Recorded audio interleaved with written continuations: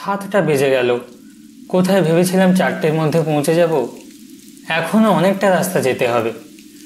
এত ঝড় বৃষ্টির মধ্যে ভাগ্যিস ছাতাটা সঙ্গে নিয়েছিলাম।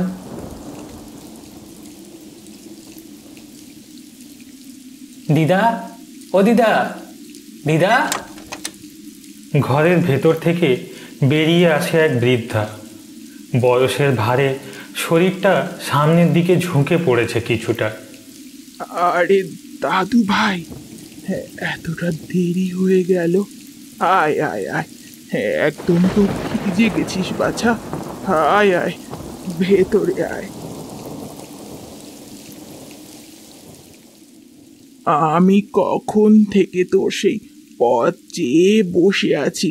বিকেল থেকে যা ঝড় বৃষ্টি শুরু হলো, আমি তো ভাবলাম বুঝি তুই আর আসবি না। ভালো করেছিস বাবা, চলে এসেছিস। কদিন বেশ আনন্দ হবে। দাঁড়া দাঁড়া, তোর জন্য আগে চা বসাই। মামা কোথায় গেল? কই মামাকে তো দেখছি না। আর আর তোর মামা সে কি ঘরে বসে আছে রে। সে গেছে জমিদার বাড়ির পুকুরে মাছ ধরতে। এত বৃষ্টির মধ্যে গেছে? হ্যাঁ রে, এই বৃষ্টিতেই তো কই মাছগুলো পড়ে উঠবে, তাই গেছে। কিছুক্ষণের মধ্যে চলে আসবে হয়তো। দাঁড়া দাঁড়া, তুই হাত মুখ ভালো করে ধুয়ে নে তো বাছা। আমি তোকে আগে খেতে দিই। দিদা চলে যায় রান্নাঘরের দিকে। পলাশ জানালার পাশে বসে বাইরের প্রকৃতির তাণ্ডব লীলা দেখতে থাকে। কিছুক্ষণ পরে পলাশের মামা ঘরে আসে। তিনি ব্যাগে করে কিছু কই মাছ আনে আর উঠোনে রাখতে রাখতে বলে, দেখো মা, দেখো কত মাছ উঠেছে, দেখো কই মাছ, বড় বড় কই মাছ। খুব ভালো, খুব ভালো। যা যা রে, পলাশ এসেছে, ভেতরে তোর জন্য বসে আছে। কি রে, অনেকটা দেরি করে ফেললি যে। এই তাড়াতাড়ি এলে আমার সাথে মাছ ধরতে যেতিস, কি মজা হতো বলতো, বৃষ্টিতে ভিজে ভিজে মাছ ধরতে। হ্যাঁ হ্যাঁ, ছোটবেলায় এসে কয়েকবার গেছি। কিন্তু তুমি জমিদার বাড়িতে গিয়েছিলে, জমিদার বাবু কিছু বলেনি? জমিদার বাবু? জমিদার বাবু কি আর বেঁচে আছে রে? সে কবেই পটল তুলেছে, তার পরিত্যক্ত বাড়ি শুধু পড়ে আছে, তাই তো এত রাতে যেতে পারছি। আর একবার যাবো ভাবছি, প্রচুর মাছ আছে এখনো। এই যাবি নাকি? এইবারে ভাবছি ছিপটা নিয়ে যাব। হ্যাঁ হ্যাঁ, চলো চলো, এই বেশ মজা হবে কিন্তু। একদম। রাতে খাওয়া দাওয়া শেষ করে 10টা নাগাদ যখন ওরা ঘর থেকে বেরোচ্ছে, তখন পিছন থেকে দিদা ডেকে বলে, বলছি এত রাতে আবার বের হবি? বের হোস না, আজ আবার তো ঘোর আমাবস্যা। যাস না তোরা, যাস না, যাস না। আমি কি আর বাচ্চা আছি গো দিদা? যাই না, মামা তো আছে সাথে, কিচ্ছু হবে না। আমার কিন্তু ভালো লাগছে না। যাস না খোকা, আমার কথাটা শোন, শোন আমার কথা। যাস না। যাই না, চলে আসবো একটু পরে। ও তো কদিন মাত্র থাকবে এখানে। এই বর্ষায় মাছ ধরার একটা আলাদাই মজা আছে। যাই না মা, যাই, এক্ষুনি চলে আসবো, 1 ঘন্টার বেশি থাকবো না। পলাশ আর তার মামা মাথায় ছাতা দিয়ে বেরিয়ে পড়ল। গ্রামের রাস্তা খুব অন্ধকার, মাঝে মাঝে বিদ্যুৎ চমকাচ্ছে। তার মধ্যে ছাতা মাথায় দিয়ে দুজনে হেঁটে যাচ্ছে। জমিদার বাড়ির কাছে গিয়ে পলাশ লক্ষ্য করে পুকুরটার ওপারে পুরনো বাড়িটা যেন দাঁত বার করে দাঁড়িয়ে আছে। মামা, এই জায়গাটায় যেন কেমন একটা গা ছমছমে ভাব, কিরকম অস্বাভাবিক ঠান্ডা। আমার না একটু একটু ভয় ভয় করছে মামা। এখানে দিনে রাতে মাছ ধরতে অনেকেই আছে, কোনো ভয় নেই। চল, বেশি দেরি না করে ছিপ নিয়ে বসে পড়ি এবার। পুকুরের এক পাশটায় বাঁশের ওপর তালপাতার ছাউনি করা আছে। মনে হয় বেলার দিকে যারা মাছ ধরে তারাই বানিয়েছে এটা। দুজনে বসে পড়ল ছিপ নিয়ে। পলাশ চারদিকটা ভালো করে দেখছিল বারবার। হঠাৎ সে লক্ষ্য করে পুকুরের ওপারে কেউ একজন সাদা কাপড় পরে বসে আছে। দেখো মামা, ওই দিকটা দেখো, ওখানে কেউ একজন বসে আছে। আরে অনেকেই আছে, বললাম না তোকে, চুপ কর, বেশি জোরে কথা বলিস না, মাছগুলো তো পালিয়ে যাবে এবার। মামা, এই কিছুক্ষণ আগে অব্দি ওখানে কেউ ছিল না, কিন্তু আমি স্পষ্ট দেখেছি। তার কথায় মামা আর কোনো উত্তর দিল না, তাই পলাশও আর বেশি কিছু বলল না।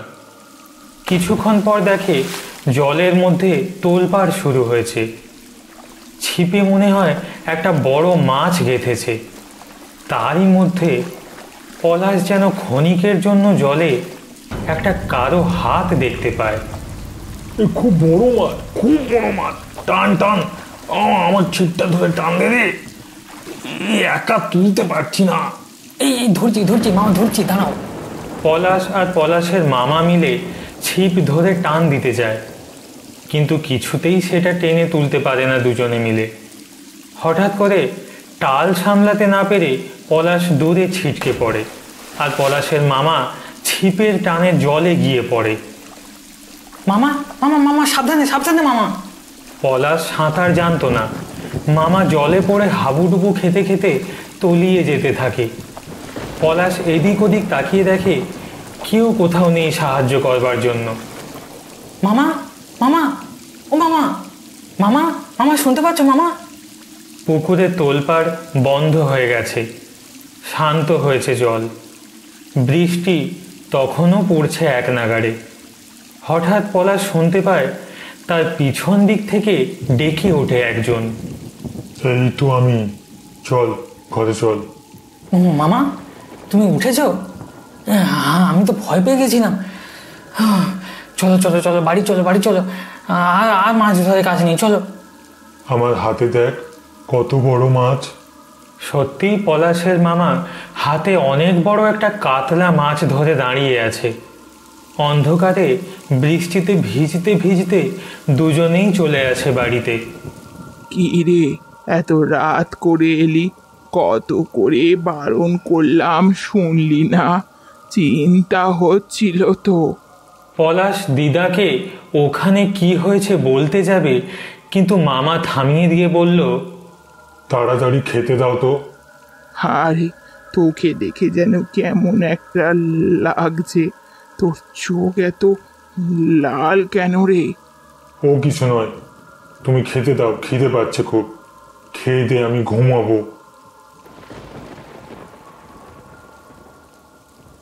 ভাত খেয়ে পলাশ আর তার মামা দুজনে শুয়ে আছে। পলাশ ঘুমিয়ে গিয়েছিল। হঠাৎ একটা ভয়ঙ্কর শব্দে তার ঘুম ভেঙে যায়। চোখ মেলে দেখে মামা বিছানার উপর উঠে বসে কিরকম একটা আওয়াজ করছে। মামা, কিছু হয়েছে? শরীর খারাপ লাগছে?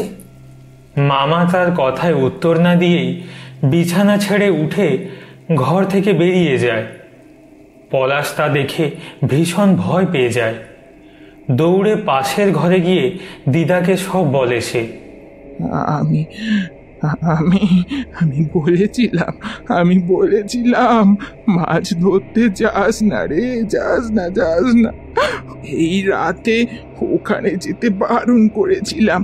জায়গাটা যে ভালো নয় রে, পেতনি পিশাচ সব থাকে।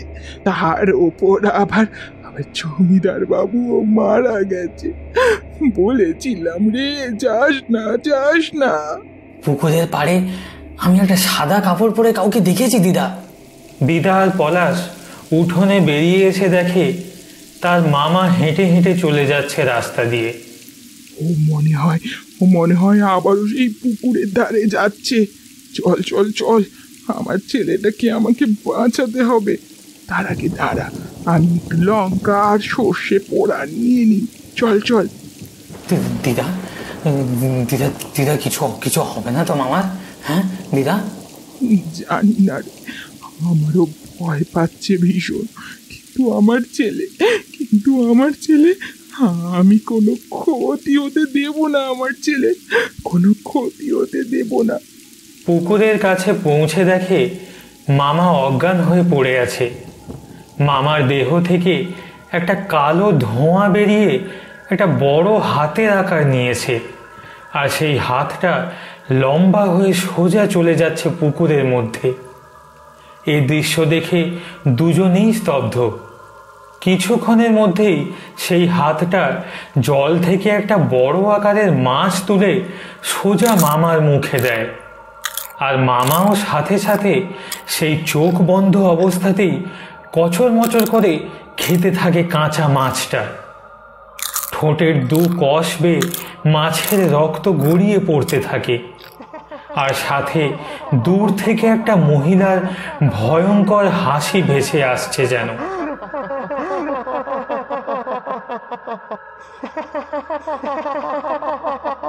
দিদা সাবধানে গিয়ে ওই লঙ্কার সর্ষে পোড়া মামার গায়ে ছড়ে দিতেই সেই ভয়ঙ্কর হাসিটা এবার তীব্র চিৎকারে পরিণত হলো, যেন এক মহিলা যন্ত্রণায় ছটফট করতে করতে চিৎকার করছে।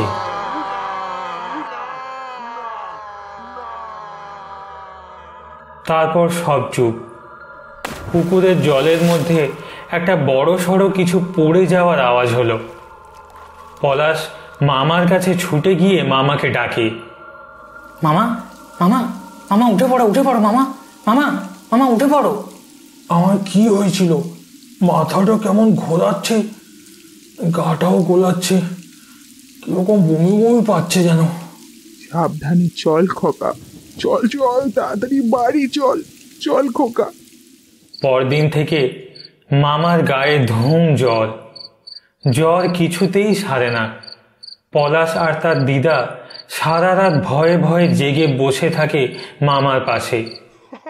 বাড়ির বাইরে মাঝে মধ্যেই সেই মহিলার খিলখিল করে হাসির শব্দ শুনতে পাওয়া যায়। কিছু একটা যেন ঘরের চারিদিকে ঘুরে ঘুরে বেড়াচ্ছে। পলাশ শিউরে ওঠে। আজ রাতটা কেটে গেলে কাল সকালে আমি তান্ত্রিক বাবার কাছে যাব, নয়তো আমার ছেলেটাকে আর আর বাঁচাতে পারবো না। ভগবান ভগবান রক্ষা করো ভগবান। সব শুনলেন তো? কোনো ভয় নেই, এইটা আপনার ছেলেকে পরিয়ে দিন। আপনার ছেলের ওপর একটা পেতনি ভর করেছে, ও ওই পুকুরের মধ্যেই থাকে। এই তাগাটা হাতে বাঁধা থাকলে ও পেতনি আর কিছুই করতে পারবে না। জায়গাটা খুব খারাপ, আমি দেখছি। ওই জায়গা থেকে ওই পেতনিকে যদি সরাতে পারি। এই বলে তান্ত্রিক চলে যায়। এরপরে পলাশের মামা আস্তে আস্তে সুস্থ হয়ে ওঠে, কিন্তু তারপর থেকে সে আর কখনোই মাছ ধরতে যাওয়ার কথা বলেনি। রঞ্জন অনেকক্ষণ ধরেই হাঁটছে। এই পথে চারিদিকে আজ বড়ই জনশূন্য। বেশ জোরেই বৃষ্টি পড়ছে। ফোঁটাগুলো গায়ে যেন তীরের মতো এসে বিঁধছে। ভিজতে ভিজতে এগিয়ে চলেছে অন্ধকার অজানা পথে। রাত কটা বাজে দেখার জন্য হাতের ঘড়িটার দিকে তাকাতেই বুঝতে পারল ঘড়িটা অনেক আগেই বন্ধ হয়ে গেছে, ঠিক 12টা 5-এ। এই রে, ঘড়িটা কখন যে বন্ধ হয়ে গেছে! তখনও দেখলাম 12টা 5 বেজেছিল, আর এখনও তাই। এই জন্যেই রাস্তাঘাট এত জনশূন্য। কিন্তু কিন্তু হিসেব যে ঠিক মিলছে না। মাথাটা বড্ড ব্যথা করছে, গাটাও কেমন গোলাচ্ছে। কি হয়েছিল আমার? ওখানে ওরকমভাবে বসেছিলাম, জ্ঞান ফিরতেই দেখি রাস্তার ধারে বসে আছি। মাথা ঘুরে গেছিল কি? হতে পারে, কিন্তু এত রাতে এখন কোথায় যাব? জায়গাটাও যে বড্ড অচেনা লাগছে। কি হলোটা কি আমার সাথে? হঠাৎ পিছন দিক থেকে একটা তীব্র আওয়াজে পিছন ঘুরে তাকাতেই দেখে দুটো বড় বড় আলো এগিয়ে আসছে তার দিকে। মনে হচ্ছে একটা বাস আসছে। যাক বাবা, বাঁচা গেল। রঞ্জন হাত দেখায়। বাসটা তার সামনে এসে দাঁড়িয়ে যায়। বাসের ভেতর থেকে একটা লোক নেমে আসে, বোধহয় কন্ডাক্টর। যাক বাবা, এতক্ষণে আপনাকে পেলাম। আসুন আসুন, উঠে আসুন। গাড়িতে উঠে রঞ্জন দেখে 3-4টে লোক সিটে হেলান দিয়ে চোখ বন্ধ করে বসে আছে, হয়তো ঘুমোচ্ছে। রঞ্জন একটা ফাঁকা সিট দেখে বসে পড়ে। আপনার এই বাসেই ওঠার কথা ছিল। ওই স্টপেজ থেকে আপনি এতটাই গিয়ে আসবেন বুঝতে পারিনি। ভাবলাম বুঝি।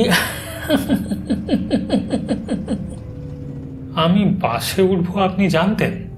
জানবো না কেন, আমি সব জানি। তোর বাবা মনে হয় একটু খেটে আছে। থাক, ওকে ঘাটিয়ে লাভ নেই।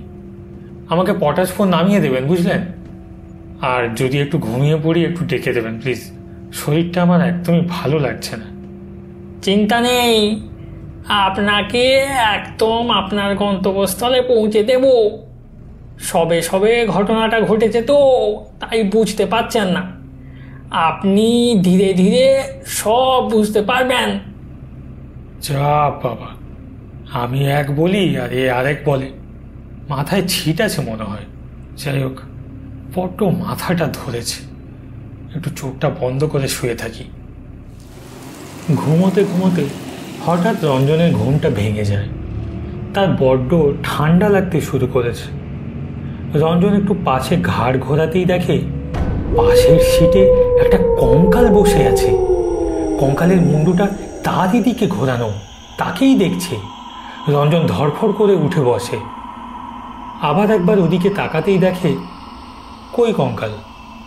সবাই যেমন ঘুমোচ্ছিল তেমনই এখনো ঘুমিয়ে আছে। তার পাশের লোকটাও তাই। সে বুঝতে পারে নির্ঘাত ঘুমের ঘোরে ভয়ঙ্কর স্বপ্ন দেখেছে। ভয়ে ঘামে ঘেমে গেছে। হাত দিয়ে কপালের ঘামটা মুছে হাতের দিকে তাকাতেই দেখে হাতে লেগে আছে রক্ত, তাজা রক্ত।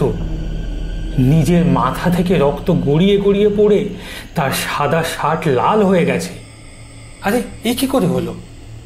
রঞ্জন ভয়ে সিট থেকে উঠে পড়ে। আবার নিজের হাতের দিকে তাকিয়ে দেখে কই, হাতে তো কিছু লেগে নেই, আর জামাও ধপধপে সাদা। হে ভগবান, এসব কি হচ্ছে আমার সাথে? একটু আগেই দেখলাম রক্ত, এখন দেখছি কিছুই নেই। আমার কি মাথা খারাপ হয়ে গেছে? কত দূর এলাম কিছুই তো বুঝতে পারছি না। দাদা, ও দাদা! রঞ্জনের ডাকে কন্ডাক্টর এগিয়ে আসে তার দিকে। দাদা, কতটা এলাম বলুন তো? কিছুই তো বুঝতে পারছি না। আমি আপনাকে ঠিক নামিয়ে দেব দাদা, আপনাকে ভাবতে হবে না। আমরা সকলেই তো ওইখানে নামবো। সকলেই নামবে মানে? আরে আমি পটাশপুর নামবো? কি যা তো বলছেন তখন থেকে। এখনো বুঝতে পারছেন না দাদা? তাহলে আর কবে পারবেন? সবে সবে মৃত্যু তো। কি বললো লোকটা? মৃত্যু? কার মৃত্যু? কি দাদা মজা করছেন? কার মৃত্যু? কোথায় মৃত্যু? আপনি যে মারা গেছেন দাদা, আপনি বুঝতে পারছেন না। এই যে দেখুন দাদা, মজা করার একটা লিমিট থাকে, ঠিক আছে? একেই তখন থেকে মাথাটা ধরে আছে, তারপর কি যে হচ্ছে কিছুই বুঝতে পারছি না, কোথায় আছি তারও নেই ঠিক। আর আপনি কিনা বলছেন আমি মারা গেছি। আপনি মারা গেছেন সত্য, তাই বুঝতে পারছেন না। আপনি কি তখন থেকে একই কথা বলে যাচ্ছেন বলুন তো? হ্যাঁ, কি ভেবেছেনটা কি? এই বলে রঞ্জন কন্ডাক্টরকে একটা ধাক্কা মারতে যাবে, অমনি দেখে চোখের সামনে থেকে যেন সে হঠাৎ করে বাতাসে মিলিয়ে গেল। খিলখিল করে পিছন দিক থেকে একটা হাসির শব্দ শুনতে পেয়ে পিছন দিকে তাকাতেই দেখে কন্ডাক্টর পিছনে। এই কি হচ্ছে আমার সাথে? আপনি এখানে গেলেন কি করে? কারণ দাদা, আমিও তো আপনার মতোই মৃত। এই বাসের সকলেই মৃত। রঞ্জনের পাশে যে লোকটি বসেছিল সে এই মুহূর্তে উঠে দাঁড়ায় আর কন্ডাক্টরটির উদ্দেশ্যে বলে, এই ভাই, এই ভয় দেখাচ্ছ কেন? তুমি যাও যাও। দাদা, আপনি বসুন, ভয় পাবেন না। আমি ভালো করে বুঝিয়ে দিচ্ছি আপনাকে। ও একটু আপনার সাথে রসিকতা করছে, ওর কথায় কান দেবেন না তো। এই বাস থামো, আমি এক্ষুনি বাস থেকে নেমে যাবো। এ বাস থামে না দাদা, আপনি এখানে বসুন, আমি সব বুঝিয়ে বলছি আপনাকে। এ বাস একদম নরকে গিয়ে থামবে গো, নরকে গিয়ে থামবে। রঞ্জনের মাথাটা এবার গরম হয়ে উঠেছে। সে হন হন করে এগিয়ে যায় ড্রাইভারের দিকে। বাসটিকে যে করে হোক থামাতে হবে। কিন্তু এ কি, ড্রাইভারের সিটে কেউ বসে নেই। বাসটা একা একাই চলছে, একা একাই স্টিয়ারিং ঘুরছে। সে কি বিভৎস দৃশ্য! এ আবার হয় নাকি? নিজের চোখকেই বিশ্বাস করতে পারে না রঞ্জন। আমি কি স্বপ্ন দেখছি নাকি এটা সত্যি আমার সাথে হচ্ছে? না না না না না, এটা আমার স্বপ্ন নয়, এটা আমার সাথে সত্যিই হচ্ছে। আমাকে এখনই বাস থেকে ঝাঁপ দিতে হবে, কি ভাবছেন বাস থেকে ঝাঁপ দেবেন? কিন্তু কোথায় যাবেন? বাস থেকে ঝাঁপ দেওয়াটা তো সহজ নয় দাদা, ঘুরে ফিরে আবার এখানেই আসতে হবে। রঞ্জন পিছন ঘুরে তাকিয়ে দেখে গোটা বাসের সিটে যারা বসে আছে তারা সবাই এক একটা কঙ্কাল। রঞ্জনের বাস্তব অবাস্তব সব গুলিয়ে যায়। কি করবে না করবে ভেবে না পেয়ে রঞ্জন বাসের থেকে একটা ঝাঁপ দেয় আর রাস্তায় গিয়ে পড়ে। বাপরে, এটা কি ছিল? মানে আমি কি কোনো প্রেত দলের হাতে পড়েছিলাম নাকি? ভাগ্যিস লাভ দিয়েছিলাম। বাপরে বাপ, কি ভয়ঙ্কর বাস!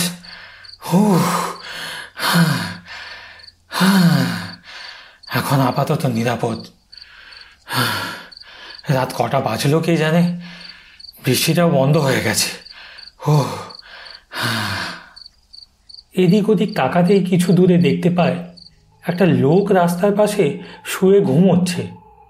এই ফাঁকা জায়গায় একটা মানুষ দেখে রঞ্জনের কিছুটা স্বস্তি বোধ হলো। উঠে লোকটির দিকে হাঁটা দিল সে। আর কোথাও যাবে না, বাকি রাতটুকু ওই লোকটির পাশে বসেই কাটিয়ে দেবে। ভোরে নিশ্চয়ই এই রাস্তায় কোনো না কোনো গাড়ি ঠিক পেয়ে যাবেই। এই সব ভাবতে ভাবতে লোকটির কাছে এসে দেখে লোকটি উপুর হয়ে শুয়ে আছে আর তার চারপাশ রক্তে ভেসে যাচ্ছে। সর্বনাশ, এনার তো অ্যাক্সিডেন্ট হয়েছে মনে হয়। লোকটি বেঁচে আছে কিনা দেখবার জন্য লোকটিকে উপুর করতে গিয়েই রঞ্জনের গলা থেকে একটা অদ্ভুত চিৎকার বেরিয়ে এলো।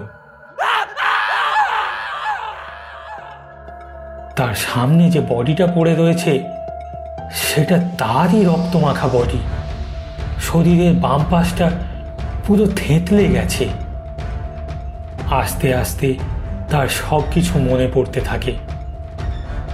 সে এসেছিল চণ্ডীপুর এক ক্লায়েন্টের বাড়ি।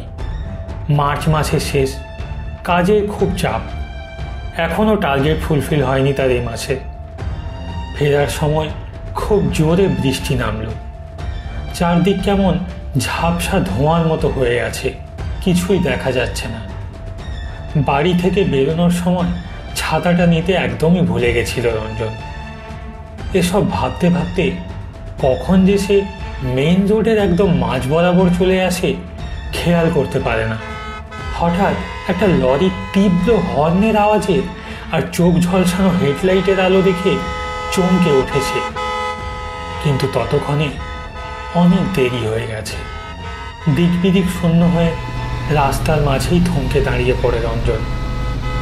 আর তারপরেই